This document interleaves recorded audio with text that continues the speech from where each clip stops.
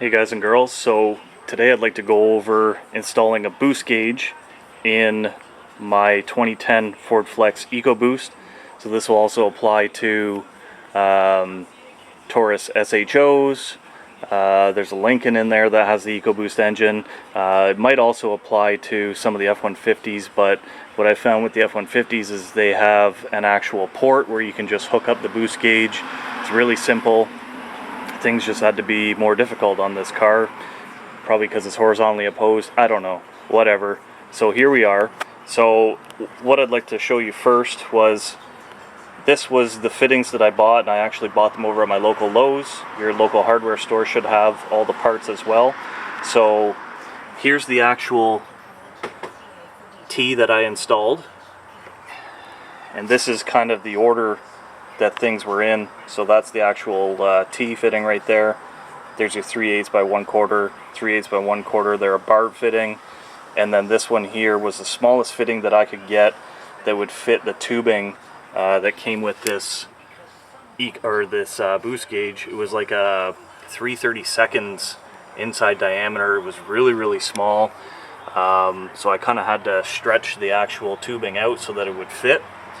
So I installed on this line here because I checked some forums, and this is what they recommended for installing. Now, when I pulled both of these, this fitting and this fitting off here, they're both under vacuum all the time, and what it's causing the gauge to do is read from, let's say, 20 pounds of vacuum, or inch pounds, however it's measured, and then when you get on full boost, full throttle, it goes up to 0. So I tried a couple other ports. I tried this one here, I tried this one here, I tried these ones in here. They don't seem to be producing any boost, so I don't know how I'm going to fix that issue. But again, I checked the forums. They recommended this line right here, and actually the member who had posted put it right here. I thought maybe that this would be an actual check valve right here, that would actually solve the problem. I actually pulled this fitting off right here. I put that T right there, ran it down the street, and it was still coming back up to 0. So the gauge kind of works. I know that it's producing boost. I can watch it actually go up and down, but I'm looking for a little bit of help, I guess, if anybody else has done this. There hasn't been a lot of info, which is strange, but even on SHOs, there's not a whole lot. Not a whole lot on the webs or on the YouTubes. And yes, I do say SHO. That's how they were originally marketed. They were called an SHO. They actually had periods in between. So forgive me for calling it SHO as opposed to a show. I think show is kind of stupid, but that's my opinion, and no other people will have their opinions. So we'll go around and I'll show you what I've done. So it's actually kind of hard to see, but right down in behind there, and I wish I would have got my flashlight for this, there's actually a grommet, which is next to impossible to get to. So what I use is a coat hanger, and I actually fed it through there. And actually comes out conveniently right underneath the dash. So what I've done is I've run the wires up through here.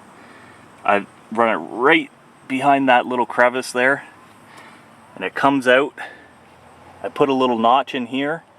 I had to put the notch here because there's actually a clip right there, and to get it behind just was very difficult and ignorant. So there's the actual boost gauge. I got the single gauge pod on eBay. I think it was like $4 from China. And then what I did underneath here, I don't think you guys can see it, but I actually, that red wire coming out is a fuse tap. So I tapped into the radio, and that's where I got my power source from. So I just wanted to show you before I start putting everything together. You get in the car,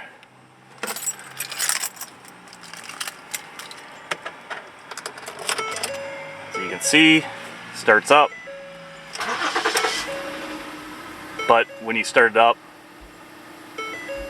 it goes into negative. You can rev it, and that's all it does. So again, if anybody has any information out there and wants to share, I would love to hear what the solution is. A little bit of stone sour on there, not bad. Anyways, that's all for now, guys. I hope you liked the video. If you did, thumbs up. If you didn't, thumbs down. I hope it was helpful, and we'll see you on the next one.